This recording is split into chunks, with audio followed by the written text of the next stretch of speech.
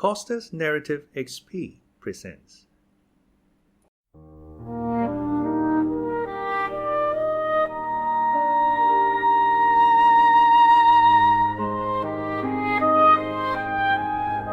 Anne of Green Gables by Lucy Maud Montgomery.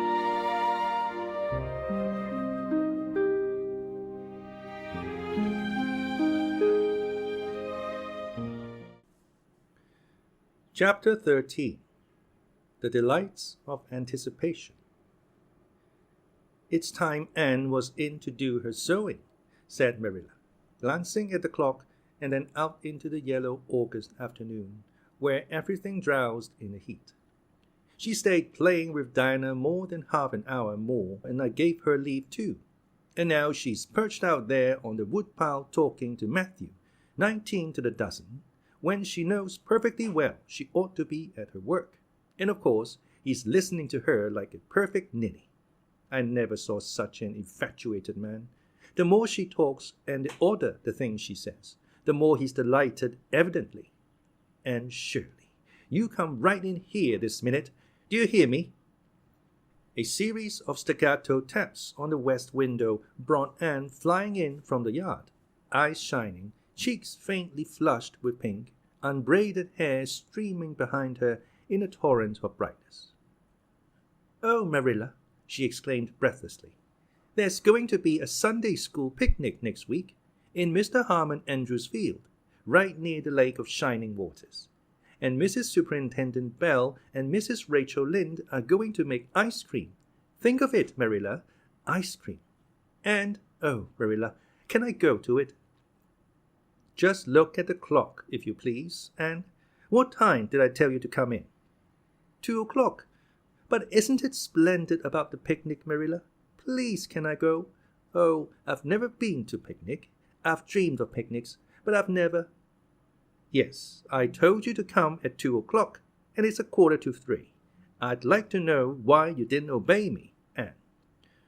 "Why, I meant to, Marilla, as much as could be. But you have no idea how fascinating Idlewild is. And then, of course, I had to tell Matthew about the picnic. Matthew is such a sympathetic listener. Please, can I go?"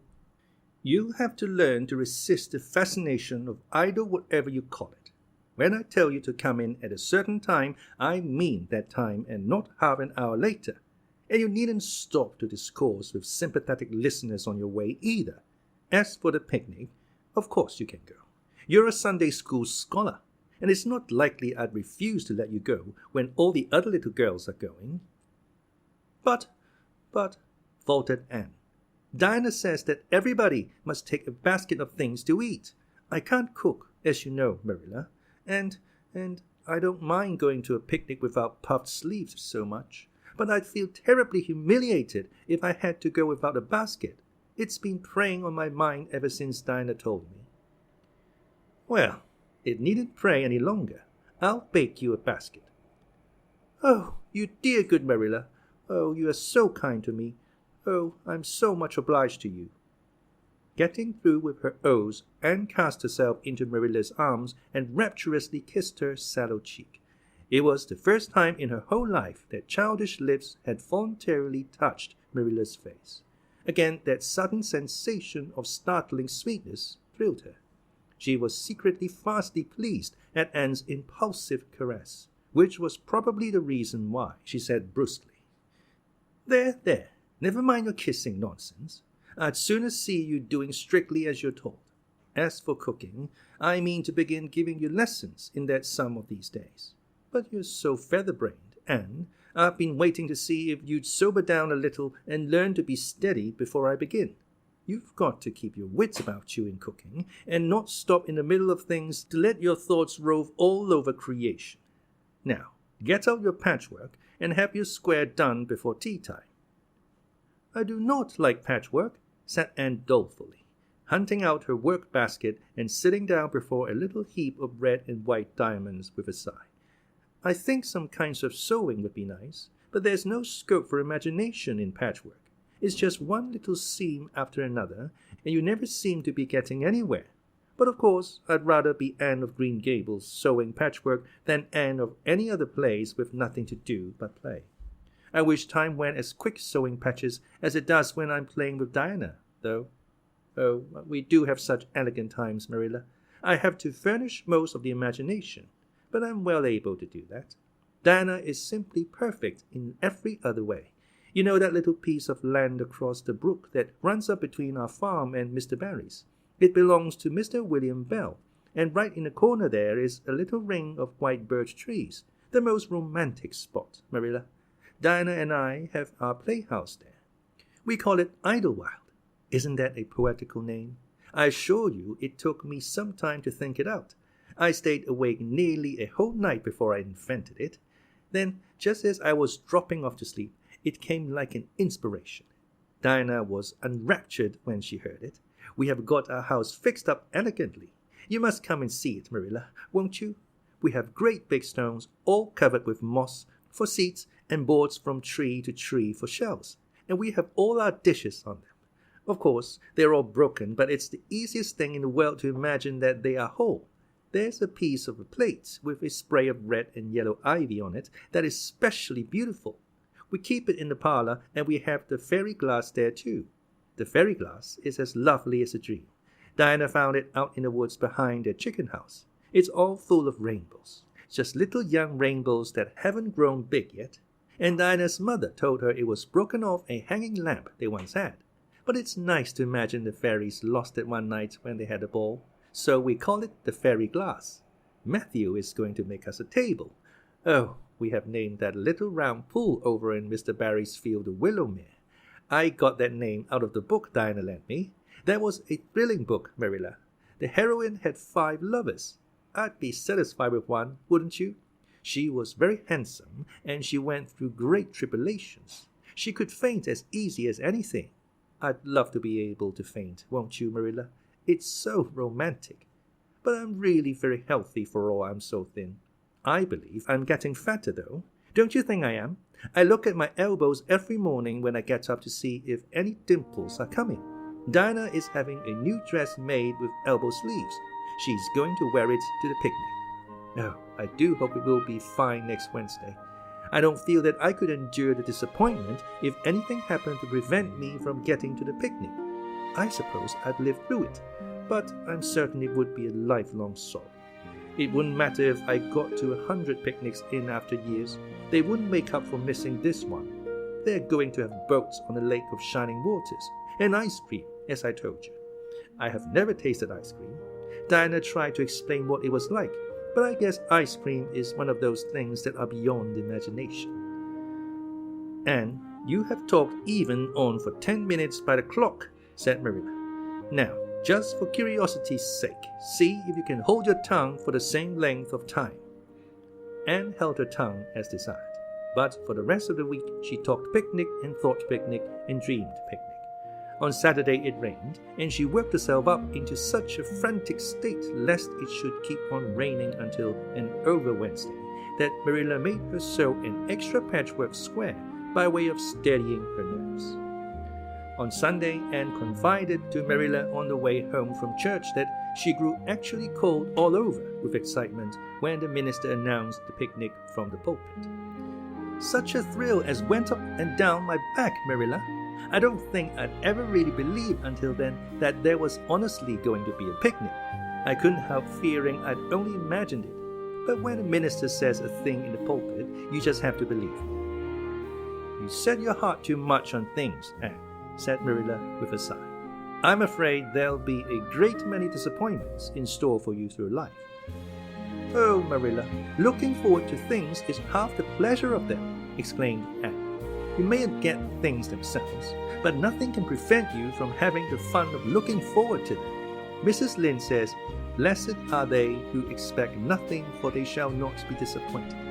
But I think it would be worse to expect nothing than to be disappointed. Marilla wore her amethyst brooch to church that day as usual. Marilla always wore her amethyst brooch to church. She would have thought it rather sacrilegious to leave it off, as bad as forgetting her Bible or her collection dying. The amethyst brooch was Marilla's most treasured possession. A seafaring uncle had given it to her mother, who in turn had bequeathed it to Marilla. It was an old-fashioned oval, containing a braid of her mother's hair, surrounded by a border of very fine amethysts. Marilla knew too little about precious stones to realize how fine the amethysts actually were, but she thought them very beautiful and was always pleasantly conscious of the violet shimmer at her throat, above her good brown satin dress, even although she could not see it. Anne had been smitten with delighted admiration when she first saw that brooch. "Oh, Marilla, it's a perfectly elegant brooch. I don't know how you can pay attention to the sermon or the prayers when you have it on. I couldn't, I know. I think amethysts are just sweet. They are what I used to think diamonds were like. Long ago, before I had ever seen a diamond, I read about them and I tried to imagine what they would be like. I thought they would be lovely glimmering purple stones. When I saw a real diamond in a lady's ring one day, I was so disappointed I cried. Of course, it was very lovely, but it wasn't my idea of a diamond. Will you let me hold the brooch for 1 minute, Marilla?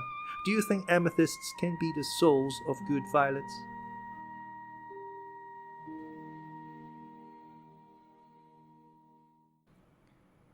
Chapter 14. Anne's Confession. On the Monday evening before the picnic, Marilla came down from her room with a troubled face. "Anne," she said to that small personage, who was shelling peas by the spotless table and singing, "Nellie of the Hazel Dell," with a figure and expression that did credit to Diana's teaching, "did you see anything of my amethyst brooch? I thought I stuck it in my pincushion when I came home from church yesterday evening, but I can't find it anywhere." I saw it this afternoon when you were away at the Eighth Society," said Anne, a little slowly. "I was passing your door when I saw it on the cushion, so I went in to look at it." "Did you touch it?" said Marilla sternly. "Yes," admitted Anne. "I took it up and I pinned it on my breast just to see how it would look." "You had no business to do anything of the sort. It's very wrong in a little girl to meddle. You shouldn't have gone into my room in the first place, and you shouldn't have touched a brooch that didn't belong to you in a second. Where did you put it?" "Oh, I put it back on the bureau.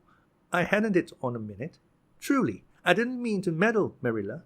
I didn't think about its being wrong to go in and try on the brooch, but I see now that it was, and I'll never do it again. That's one good thing about me. I never do the same naughty thing twice." "You didn't put it back," said Marilla. "That brooch isn't anywhere on the bureau. You've taken it out or something, Anne." "I did put it back," said Anne quickly, pertly, Marilla thought. "I don't just remember whether I stuck it on the pincushion or laid it in a china tray, but I'm perfectly certain I put it back." "I'll go and have another look," said Marilla, determining to be just. "If you put that brooch back, it's there still. If it isn't, I'll know you didn't. That's all." Marilla went to her room and made a thorough search, not only over the bureau, but in every other place she thought the brooch might possibly be. It was not to be found, and she returned to the kitchen. "And the brooch is gone. By your own admission, you were the last person to handle it. Now, what have you done with it? Tell me the truth at once. Did you take it out and lose it?" "No, I didn't," said Anne solemnly, meeting Marilla's angry gaze squarely. "I never took the brooch out of your room, and that is the truth, if I was to be led to the block for it, although I'm not very certain what a block is. So there, Marilla." And "so there" was only intended to emphasize her assertion, but Marilla took it as a display of defiance. "I believe you are telling me a falsehood, Anne," she said sharply. "I know you are. There now, don't say anything more unless you are prepared to tell the whole truth. Go to your room and stay there until you are ready to confess." "Will I take the peas with me?" said Anne meekly. "No, I'll finish shelling them myself. Do as I bid you." When Anne had gone, Marilla went about her evening tasks in a very disturbed state of mind. She was worried about her valuable brooch. What if Anne had lost it? And how wicked of a child to deny having taken it, when anybody could see she must have. With such an innocent face, too. "I don't know what I wouldn't sooner have had happened," thought Marilla, as she nervously shelled the peas. "Of course, I don't suppose she meant to steal it or anything like that. She's just taken it to play with or help along that imagination of hers. She must have taken it, that's clear, for there hasn't been a soul in that room since she was in it, by her own story, until I went up tonight. And the brooch is gone. There's nothing surer. I suppose she has lost it and is afraid to own up for fear she'll be punished. It's a dreadful thing to think she tells falsehoods. It's a far worse thing than her fit of temper. It's a fearful responsibility to have a child in your house you can't trust. Slyness and untruthfulness, that's what she has displayed. I declare I feel worse about that than about the brooch. If she'd only have told the truth about it, I wouldn't mind so much. Marilla went to her room at intervals all through the evening and searched for the brooch, without finding it.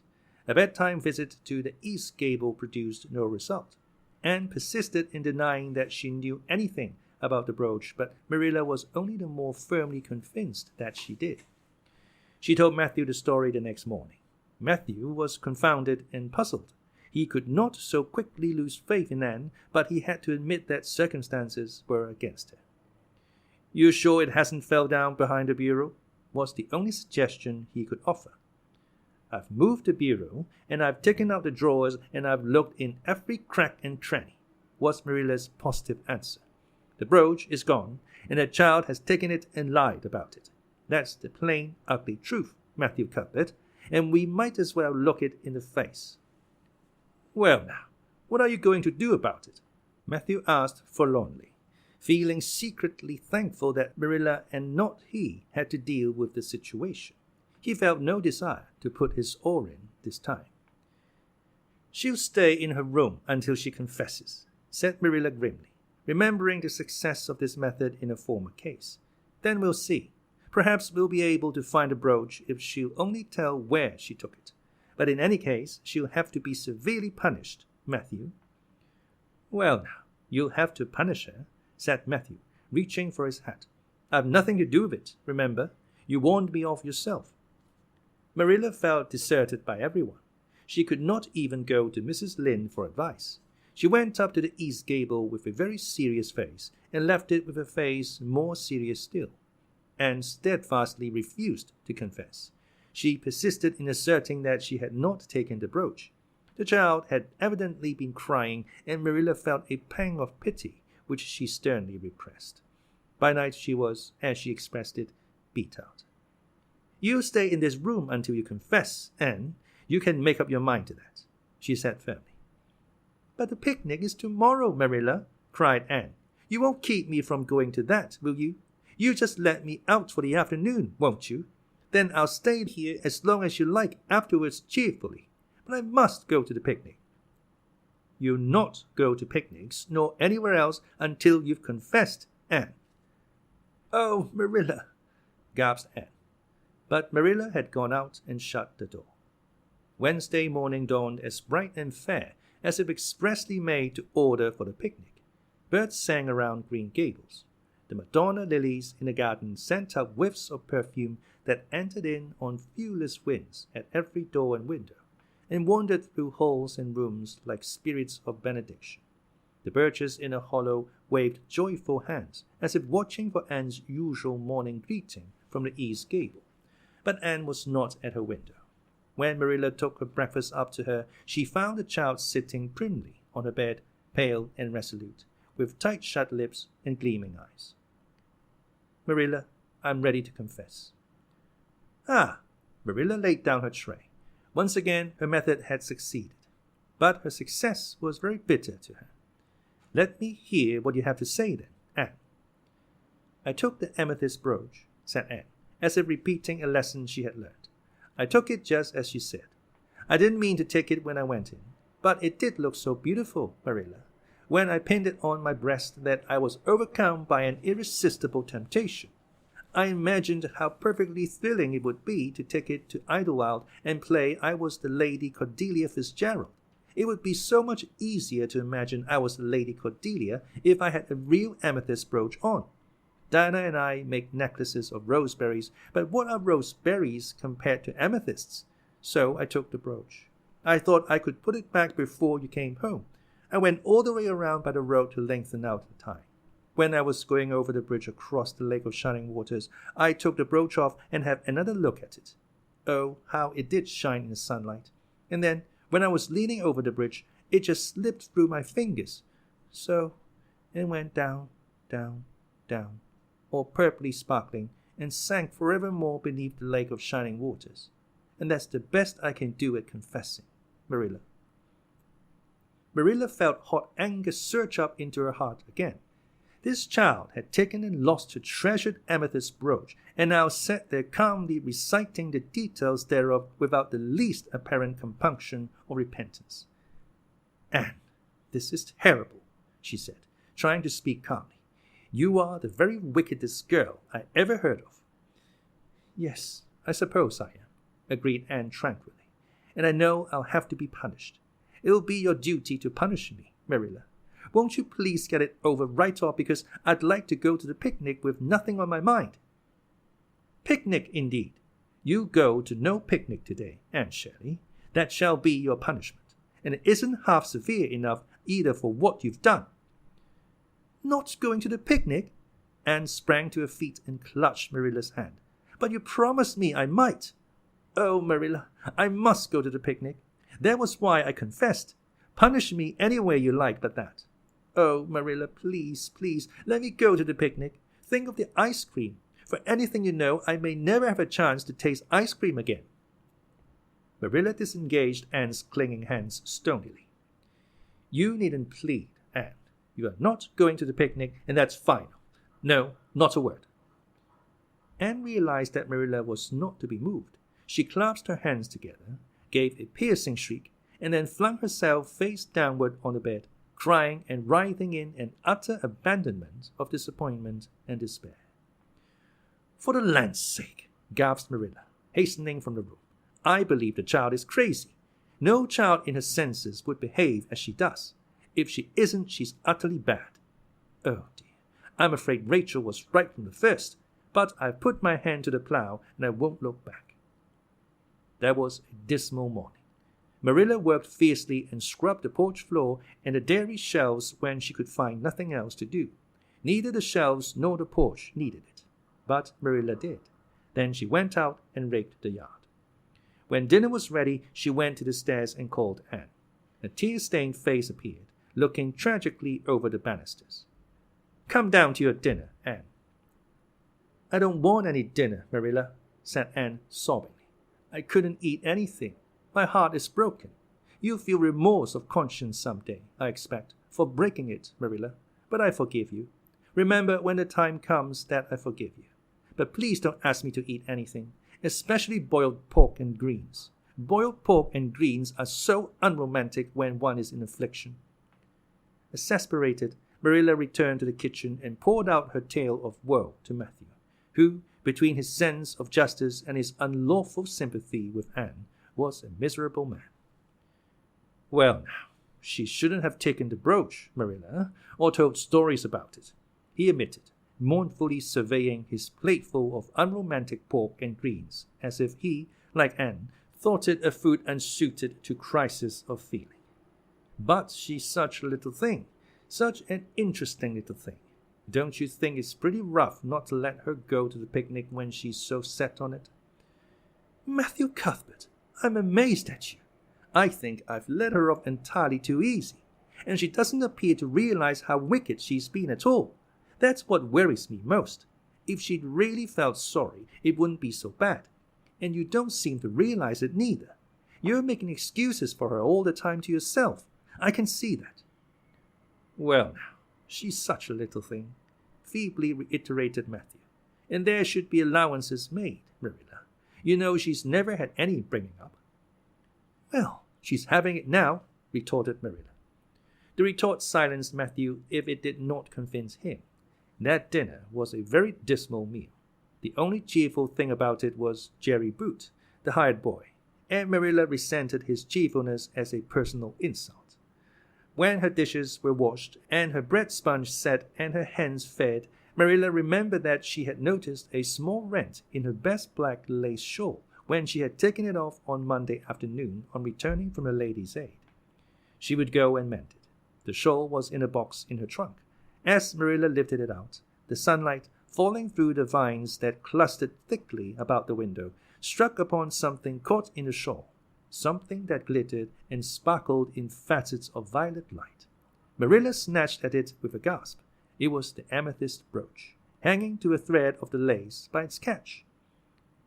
"Dear life and heart," said Marilla blankly, "what does this mean? Here's my brooch safe and sound that I thought was at the bottom of Barry's pond. Whatever did that girl mean by saying she took it and lost it? I declare I believe Green Gables is bewitched. I remember now that when I took off my shawl Monday afternoon, I laid it on the bureau for a minute. I suppose the brooch got caught in it somehow. Well." Marilla betook herself to the east gable, brooch in hand. Anne had cried herself out and was sitting dejectedly by the window. "Anne Shirley," said Marilla solemnly, "I've just found my brooch hanging to my black lace shawl. Now I want to know what that rigmarole you told me this morning meant." "Why, you said you'd keep me here until I confessed," returned Anne wearily. "And so I decided to confess because I was bound to get to the picnic. I thought out a confession last night after I went to bed and made it as interesting as I could. And I said it over and over so that I wouldn't forget it. But you wouldn't let me go to the picnic after all, so all my trouble was wasted." Marilla had to laugh in spite of herself, but her conscience pricked her. "Anne, you do beat all. But I was wrong. I see that now. I shouldn't have doubted your word when I'd never known you to tell a story. Of course, it wasn't right for you to confess to a thing you hadn't done. It was very wrong to do so. But I drove you to it. So, if you'll forgive me, Anne, I'll forgive you, and we'll start square again. And now get yourself ready for the picnic." Anne flew up like a rocket. "Oh, Marilla, isn't it too late?" "No, it's only 2:00. They won't be more than well gathered yet, and it'll be an hour before they have tea. Wash your face and comb your hair and put on your gingham. I'll fill a basket for you. There's plenty of stuff baked in the house, and I'll get Jerry to hitch up the sorrel and drive you down to the picnic ground." "Oh, Marilla," exclaimed Anne, flying to the washstand. 5 minutes ago I was so miserable I was wishing I'd never been born, and now I wouldn't change places with an angel." That night, a thoroughly happy, completely tired-out Anne returned to Green Gables in a state of beatification impossible to describe. "Oh, Marilla, I've had a perfectly scrumptious time." Scrumptious is a new word I learned today. I heard Mary Alice Bell use it. Isn't it very expressive? Everything was lovely. We had a splendid tea, and then Mr. Harmon Andrews took us all for a row on the Lake of Shining Waters, 6 of us at a time, and Jane Andrews nearly fell overboard. She was leaning out to pick water lilies, and if Mr. Andrews hadn't caught her by her sash just in the nick of time, she'd fallen in and probably been drowned. I wish it had been me. It would have been such a romantic experience to have been nearly drowned. It would be such a thrilling tale to tell. And we had the ice cream. Words fail me to describe that ice cream, Marilla. I assure you it was sublime. That evening, Marilla told the whole story to Matthew over her stocking basket. "I'm willing to own up that I made a mistake," she concluded candidly. "But I've learned a lesson. I have to laugh when I think of Anne's confession, although I suppose I shouldn't, for it really was a falsehood. But it doesn't seem as bad as the other would have been, somehow, and anyhow I'm responsible for it. That child is hard to understand in some respects, but I believe she'll turn out all right yet. And there's one thing certain, no house will ever be dull that she's in."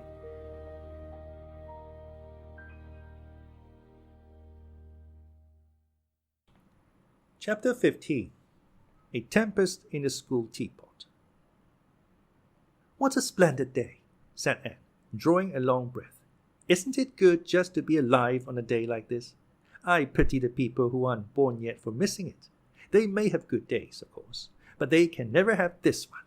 And it's splendid still to have such a lovely way to go to school by, isn't it?"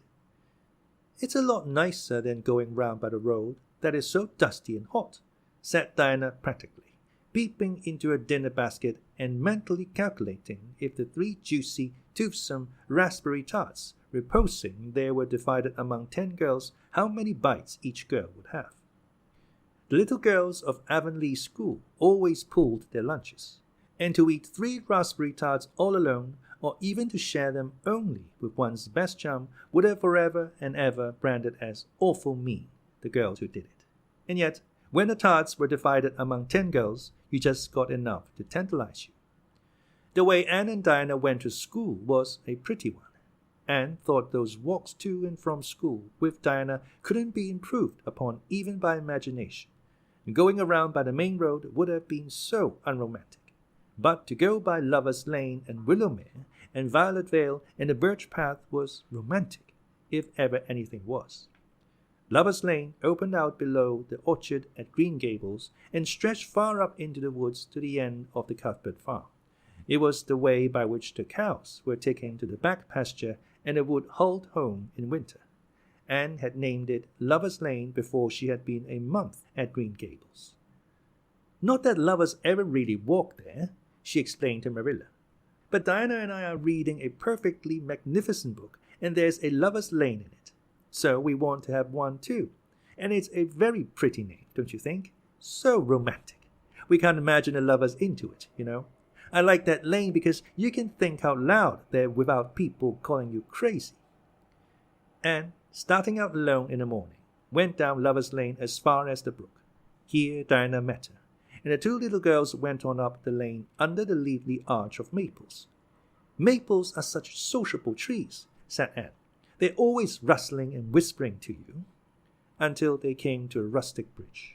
Then they left the lane and walked through Mr. Barry's backfield and past Willowmere. Beyond Willowmere came Violet Vale, a little green dimple in the shadow of Mr. Andrew Bell's big woods. Of course, there are no violets there now, Anne told Marilla. But Diana says there are millions of them in spring. Oh, Marilla, can't you just imagine you see them? It actually takes away my breath. I named it Violet Vale. Diana says she never saw the beat of me for hitting on fancy names for places. It's nice to be clever at something, isn't it? But Diana named the Birch Path. She wanted to, so I let her. But I'm sure I could have found something more poetical than plain Birch Path. Anybody can think of a name like that. But the Birch Path is one of the prettiest places in the world, Marilla. It was. Other people besides Anne thought so when they stumbled on it. It was a little narrow, twisting path, winding down over a long hill straight through Mr. Bell's woods, where the light came down sifted through so many emerald screens that it was as flawless as the heart of a diamond. It was fringed in all its length with slim young birches, white-stemmed and lissom-bowed. Ferns and star-flowers and wild lilies of the valley and scarlet tufts of pigeonberries grew thickly along it. And always there was a delightful spiciness in the air and music of bird calls and the murmur and laugh of wood winds in the trees overhead. Now and then you might see a rabbit skipping across the road if you were quiet, which, with Anne and Diana, happened about once in a blue moon. Down in the valley, the path came out to the main road, and then it was just up the spruce hill to the school. The Avonlea School was a whitewashed building, low in the eaves and wide in the windows, furnished inside with comfortable, substantial old-fashioned desks that opened and shut, and were carved all over their lids with the initials and hieroglyphics of 3 generations of school children. The schoolhouse was set back from the road, and behind it was a dusky firwood and a brook where all the children put their bottles of milk in the morning to keep cool and sweet until dinner hour. Marilla had seen Anne start off to school on the first day of September with many secret misgivings. Anne was such an odd girl. How would she get on with the other children? And how on earth would she ever manage to hold her tongue during school hours? Things went better than Marilla feared, however. Anne came home that evening in high spirits. "I think I'm going to like school here," she announced. "I don't think much of the master, though. He's all the time curling his moustache and making eyes at Prissy Andrews. Prissy is grown up, you know. She's 16, and she's studying for the entrance examination into Queen's Academy at Charlottetown next year. Tilly Bolter says the master is dead gone on her. She's got a beautiful complexion and curly brown hair, and she does it up so elegantly. She sits in the long seat at the back, and he sits there too. most of the time, to explain her lessons, he says. But Ruby Gillies says she saw him writing something on her slate, and when Prissy read it, she blushed as red as a beet and giggled. And Ruby Gillies says she doesn't believe it had anything to do with the lesson. Anne Shirley, don't let me hear you talking about your teacher in that way again, said Marilla sharply. You don't go to school to criticize the master. I guess he can teach you something, and it's your business to learn. And I want you to understand right off that you are not to come home telling tales about him. That is something I won't encourage. I hope you were a good girl. Indeed I was, said Anne comfortably. It wasn't so hard as you might imagine either. I sit with Diana. Our seat is right by the window, and we can look down to the lake of shining waters. There are a lot of nice girls in school, and we had scrumptious fun playing at dinner time. It's so nice to have a lot of little girls to play with. But of course I like Diana best and always will. I adore Diana. I'm dreadfully far behind the others. They're all in the 5th book, and I'm only in the 4th. I feel that it's kind of a disgrace. But there's not one of them has such an imagination as I have, and I soon found that out. We had reading and geography and Canadian history and dictation today. Mr. Phillips said my spelling was disgraceful, and he held up my slate so that everybody could see it, all marked over. I felt so mortified, Marilla. He might have been politer to a stranger, I think. Ruby Gillis gave me an apple, and Sophia Sloane lent me a lovely pink card with "May I see your home" on it. I am to give it back to her tomorrow. And Tilly Bolter let me wear her bead ring all the afternoon. Can I have some of those pearl beads off the old pincushion in the garret to make myself a ring? And oh, Marilla, Jane Andrews told me that Minnie Macpherson told her that she heard Prissy Andrews tell Sarah Gillis that I had a very pretty nose. Marilla, that is the first compliment I have ever had in my life, and you can't imagine what a strange feeling it gave me. Marilla, have I really a pretty nose? I know you tell me the truth. Your nose is well enough, said Marilla shortly. Secretly she thought Anne's nose was a remarkable pretty one, but she had no intention of telling her so. That was 3 weeks ago, and all had gone smoothly so far. And now, this crisp September morning, Anne and Diana were tripping blithely down the birch path, 2 of the happiest little girls in Avonlea. I guess Gilbert Blythe will be in school today, said Diana. He's been visiting his cousins over in New Brunswick all summer, and he only came home Saturday night. He's awfully handsome, Anne, and he teases the girls something terrible. He just torments our lives out. Diana's voice indicated that she rather liked having her life tormented out than not. Gilbert Blythe, said Anne. Isn't his name that's written up on the porch wall with Julia Bell's and a big "Take Notice" over them? Yes, said Diana, tossing her head. But I'm sure he doesn't like Julia Bell so very much. I've heard him say he studied the multiplication table by her freckles. Oh, don't speak about freckles to me, implored Anne. It isn't delicate when I've got so many. But I do think that writing "Take Notices" up on the wall about the boys and girls is the silliest thing ever. I should just like to see anybody dare to write my name up with the boys. Not, of course, she hastened to add, that anybody would. Anne sighed. She didn't want her name written up, but it was a little humiliating to know that there was no danger of it. Nonsense, said Diana, whose black eyes and glossy tresses had played such havoc with the hearts of Avonlea schoolboys that her name figured on the porch walls in half a dozen Take Notices. It's only meant as a joke, and don't you be too sure your name won't ever be written up. Charlie Sloane is dead gone on you. He told his mother, mind you, that you were the smartest girl in school. That's better than being good-looking. No, it isn't, said Anne, feminine to the core. I'd rather be pretty than clever, and I hate Charlie Sloane. I can't bear a boy with goggle eyes. If anyone wrote my name up with his, I'd never get over it, Diana Barry, but it is nice to keep head of your class. You have Gilbert in your class after this, said Diana, and he's used to being head of his class, I can tell you. He's only in the 4th book, although he's nearly 14. 4 years ago, his father was sick and had to go out to Alberta for his health, and Gilbert went with him. They were there 3 years, and Gil didn't go to school hardly any until they came back. You won't find it so easy to keep head after this, Anne." "I'm glad," said Anne quickly. "I couldn't really feel proud of keeping head of little boys and girls of just 9 or 10. I got up yesterday spelling abolition." Josie Pye was head and, mind you, she peeped in her book. Mr. Phillips didn't see her.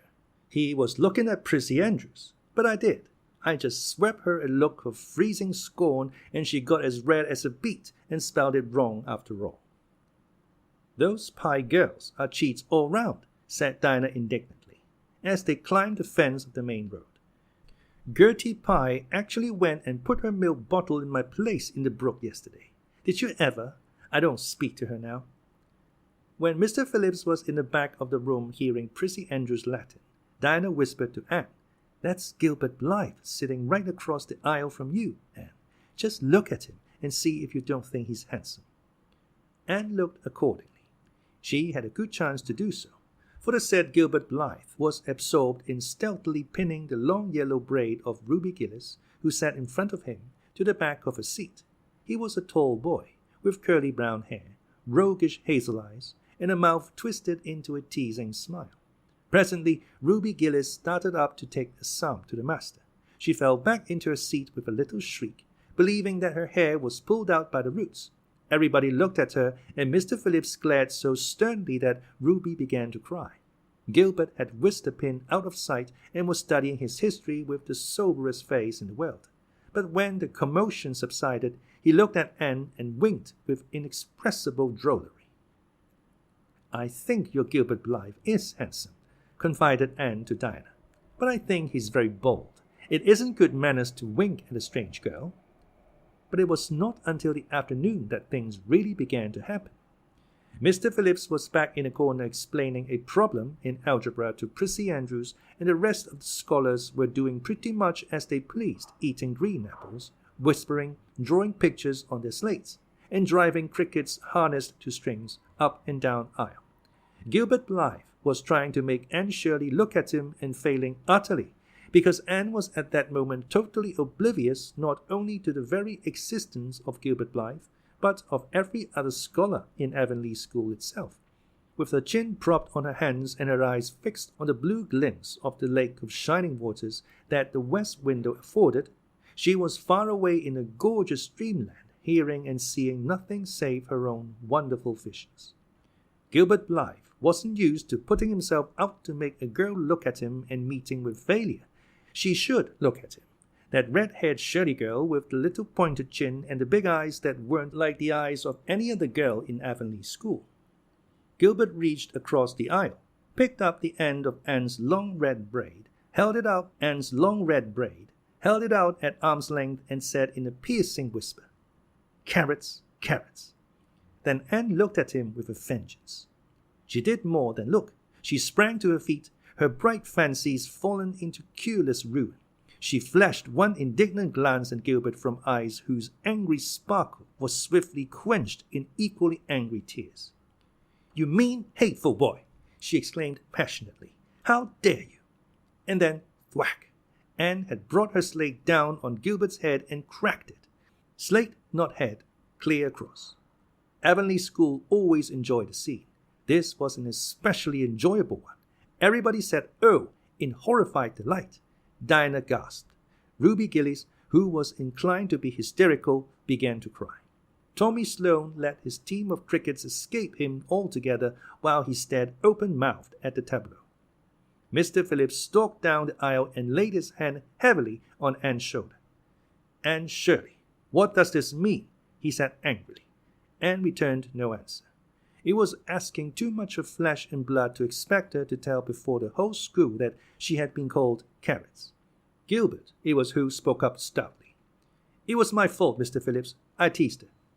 Mr. Phillips paid no heed to Gilbert. "I'm sorry to see a pupil of mine displaying such a temper and such a vindictive spirit," he said in a solemn tone, as if the mere fact of being a pupil of his ought to root out all evil passions from the hearts of small imperfect mortals. "And go and stand on the platform in front of the blackboard for the rest of the afternoon." Anne would have infinitely preferred a whipping to this punishment, under which her sensitive spirit quivered as from a whiplash. With a white, set face, she obeyed. Mr. Phillips took a chalk crayon and wrote on the blackboard above her head. Anne Shirley has a very bad temper. Anne Shirley must learn to control her temper. And then read it out loud so that even the primer class, who couldn't read writing, should understand it. Anne stood there the rest of the afternoon with that legend above her. She did not cry or hang her head. Anger was still too hot in her heart for that, and it sustained her amid all her agony of humiliation. With resentful eyes and passion-red cheeks, she confronted alike Diana's sympathetic gaze and Charlie Sloane's indignant nods and Josie Pye's malicious smiles. As for Gilbert Blythe, she would not even look at him. She would never look at him again. She would never speak to him. When school was dismissed, Anne marched out with her red head held high. Gilbert Blythe tried to intercept her at the porch door. "I'm awfully sorry I made fun of your hair, Anne," he whispered contritely. "Honestly, I am. Don't be mad for keeps now." Anne swept by disdainfully, without look or sign of hearing. "Oh, how could you, Anne?" breathed Diana as they went down the road half reproachfully, half admiringly. Diana felt that she could never have resisted Gilbert's plea. "I shall never forgive Gilbert Blythe," said Anne firmly. "And Mr. Phillips spelled my name without an E, too. The iron has entered into my soul, Diana." Diana hadn't the least idea what Anne meant, but she understood it was something terrible. "You mustn't mind Gilbert making fun of your hair," she said soothingly. "Why, he makes fun of all the girls. He laughs at mine because it's so black. He's called me a crow 12 times, and I never heard him apologize for anything before, either." "There's a great deal of difference between being called a crow and being called carrots," said Anne with dignity. "Gilbert Blythe has hurt my feelings excruciatingly, Diana." It is possible the matter might have blown over without more excruciation if nothing else had happened, but when things begin to happen, they are apt to keep on. Avonlea scholars often spent noon hour picking gum in Mr. Bell's spruce grove over the hill and across his big pasture field.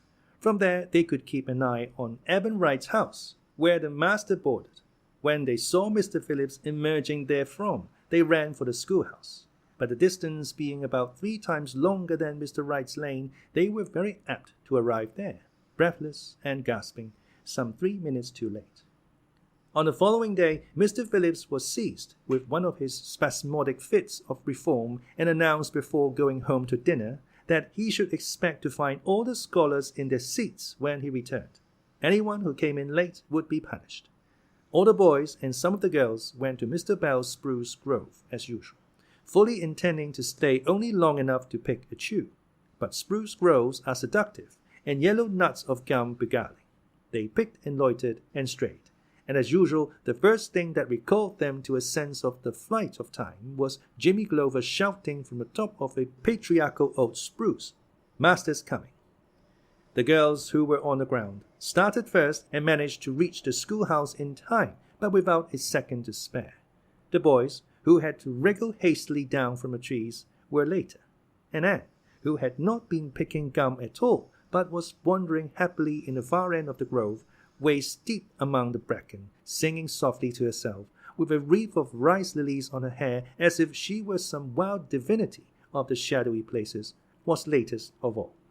Anne could run like a deer. However, run she did with the impish result that she overtook the boys at the door and was swept into the schoolhouse among them just as Mr. Phillips was in the act of hanging up his hat. Mr. Phillips' brief reforming energy was over. He didn't want the bother of punishing 12 pupils, but it was necessary to do something to save his word. So he looked about for a scapegoat and found it in Anne, who had dropped into her seat, gasping for breath, with a forgotten lily wreath hanging askew over one ear and giving her a particularly rakish and disheveled appearance. "Anne Shirley, since you seem to be so fond of the boys' company, we shall indulge your taste for it this afternoon," he said sarcastically. "Take those flowers out of your hair and sit with Gilbert Blythe." The other boys snickered. Diana, turning pale with pity, plucked the wreath from Anne's hair and squeezed her hand. Anne stared at the master as if turned to stone. "Did you hear what I said, Anne?" queried Mr. Phillips sternly. Yes, sir, said Anne slowly. But I didn't suppose you really meant it. I assure you I did, still with the sarcastic inflection with all the children, and Anne especially, hated. It flicked on the roll. Obey me at once.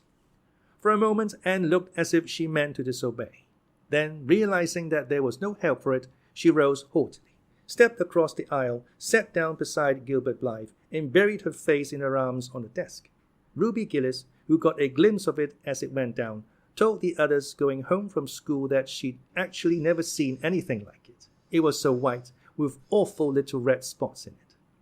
To Anne, this was as the end of all things. It was bad enough to be singled out for punishment from among a dozen equally guilty ones. It was worse still to be sent to sit with a boy. But that boy should be Gilbert Blythe was heaping insult on injury to a degree utterly unbearable. Anne felt that she could not bear it, and it would be of no use to try. Her whole being seethed with shame and anger and humiliation. At first the other scholars looked and whispered and giggled and nudged. But as Anne never lifted her head, and as Gilbert worked fractions as if his whole soul was absorbed in them and them only, they soon returned to their own tasks, and Anne was forgotten.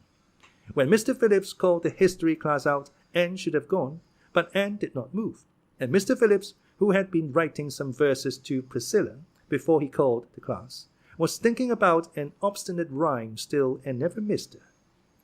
Once, when nobody was looking, Gilbert took from his desk a little pink candy heart with a gold motto on it, "You are sweet," and slipped it under the curve of Anne's arm. Whereupon Anne arose, took the pink heart gingerly between the tips of her fingers, dropped it on the floor, ground it to powder beneath her heel, and resumed her position without deigning to bestow a glance on Gilbert. When school went out, Anne marched to her desk, ostentatiously took out everything therein, books and writing tablet, pen and ink, testament and arithmetic, and piled them neatly on her cracked slate. "What are you taking all those things home for, Anne?" Diana wanted to know, as soon as they were out on the road. She had not dared to ask the question before. "I am not coming back to school any more," said Anne. Diana gasped and stared at Anne to see if she meant it. "Will Marilla let you stay home?" she asked. "She'll have to," said Anne. "I'll never go to school to that man again." "Oh, Anne!" Diana looked as if she were ready to cry. "I do think you're mean. What shall I do? Mr. Phillips will make me sit with that horrid Gertie Pye.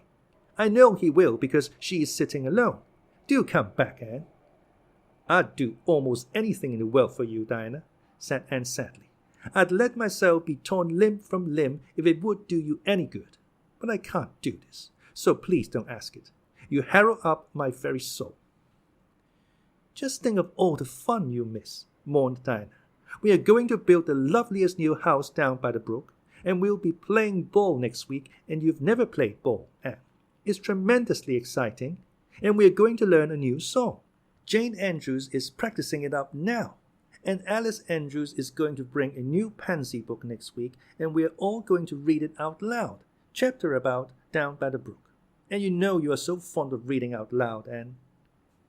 Nothing moved Anne in the least. Her mind was made up. She would not go to school to Mr. Phillips again.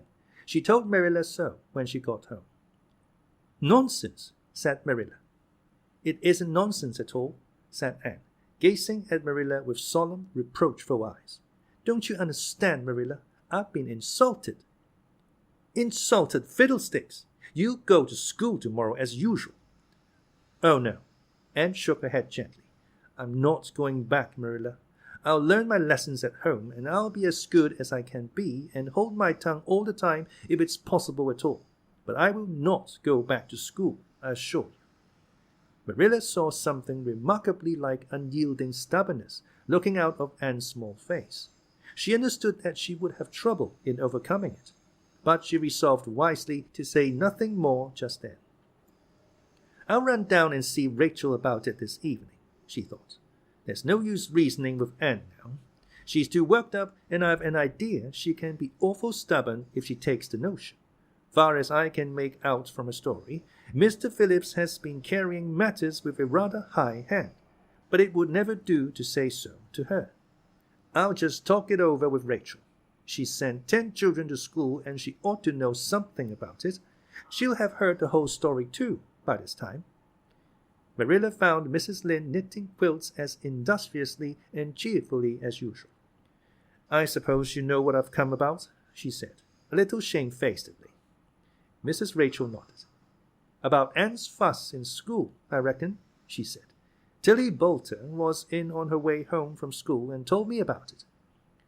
"I don't know what to do with her," said Marilla. "She declares she won't go back to school. I never saw a child so worked up. I've been expecting trouble ever since she started to school. I knew things were going too smooth to last. She's so high-strung. What would you advise, Rachel?" "Well, since you've asked my advice, Marilla," said Mrs. Lynde amiably. Mrs. Lynde dearly loved to be asked for advice. "I'd just humor her a little at first. That's what I'd do. It's my belief that Mr. Phillips was in the wrong. Of course, it doesn't do to say so to the children, you know. And of course, he did right to punish her yesterday for giving way to temper. But today was different. The others who were late should have been punished as well as Anne. That's what. And I don't believe in making the girls sit with the boys for punishment. It isn't modest." Tilly Boulter was real indignant. She took Anne's part right through and said all the scholars did too. Anne seems real popular among them somehow. I never thought she'd take with them so well. "Then you really think I'd better let her stay home?" said Marilla in amazement. "Yes. That is, I wouldn't say school to her again until she said it herself. Depend upon it, Marilla, she'll cool off in a week or so and be ready enough to go back of her own accord. That's what. While, if you were to make her go back right off, dear knows what freak or tantrum she'd take next and make more trouble than ever. The less fuss made, the better, in my opinion. She won't miss much by not going to school, as far as that goes. Mr. Phillips isn't any good at all as a teacher. The order he keeps is scandalous, that's what. And he neglects the young fry and puts all his time on those big scholars he's getting ready for Queen's. He'd never have got to school for another year if his uncle hadn't been a trustee, the trustee, for he just leads the other two around by the nose, that's what. I declare, I don't know what education in this island is coming to." Mrs. Rachel shook her head, as much as to say if she were only at the head of the educational system of the province, things would be much better managed. Marilla took Mrs. Rachel's advice, and not another word was said to Anne about going back to school. She learned her lessons at home, did her chores, and played with Dinah in the chilly purple autumn twilights. But when she met Gilbert Blythe on the road or encountered him in Sunday school, she passed him by with an icy contempt that was no whit thawed by his evident desire to appease her. Even Dinah's efforts as a peacemaker were of no avail. Anne had evidently made up her mind to hate Gilbert Blythe to the end of life. As much as she hated Gilbert, however, did she love Dinah, with all the love of her passionate little heart, equally intense in its likes and dislikes. One evening, Marilla, coming in from the orchard with a basket of apples, found Anne sitting alone by the east window in the twilight, crying bitterly. "Whatever is the matter now, Anne?" she asked. "It's about Diana," sobbed Anne luxuriously. "I love Diana so, Marilla. I cannot ever live without her. But I know very well when we grow up that Diana will get married and go away and leave me. And oh, what shall I do? I hate her husband. I just hate him furiously. I've been imagining it all out, the wedding and everything.